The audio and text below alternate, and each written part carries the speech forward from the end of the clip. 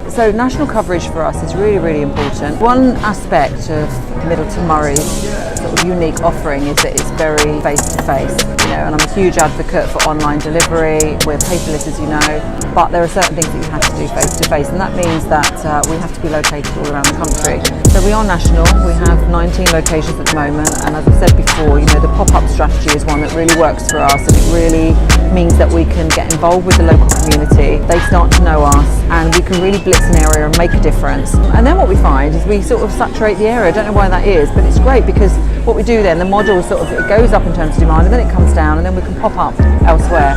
And that approach is starting to work really, really well for us, to the point where we've got 19 locations. There are 5,000 towns and villages in this country, but you don't need 5,000 locations if you have that model. So it's working really well for us. So today, where we are, Euston, is because I'm going up to Manchester. I'm going to be talking to a group of teachers up there about STEM careers. That's because teachers are so focused on academics, and yet they're really under pressure as well to deliver careers advice. Again, in line with the Limitless Manifesto, I really don't believe that we should be pressurising teachers to deliver this sort of advice, because number one, they don't have time, and number two, they really don't have the expertise, and I think they would be the first to admit that. We need to bring more professionals in who do know about careers, people like myself, my company, and other the many other talented sort of careers advice there are in this country. Bring those into the schools and talk to youngsters. We need to be advising people about careers of the future and not just careers of now. If you look at job boards now, the sorts of careers that there are now being advertised, the sorts of job opportunities we had not heard of 10 years ago.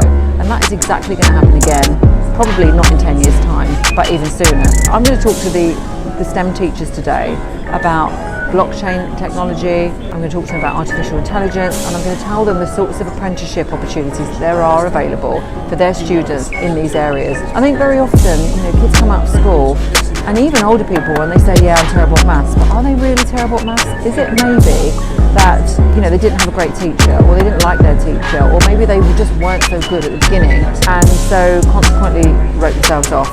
And in fact, if they had known about future career opportunities, maybe that would have really motivated them to do more maths qualifications. Maybe they would have been encouraged to have not dropped it at GCSE level. Maybe they would have wanted to have continued at A level. So that's my mission today up in Manchester, and I do this a lot, is to talk to the teachers, talk to them about careers of the future, emphasise that we're there to support them. It's not just about them having to sort of provide us careers advice. And hopefully by doing that, that's going to have a knock-on effect of them being able to advise their students of the future possibilities there are in STEM areas, and that in turn means that more students are likely to take things like maths, and it will raise the level of our maths capability in this country, which at the moment is in dire need of improvement. We're vastly below in our numeracy and our literacy in this country, and vastly below where we want to be.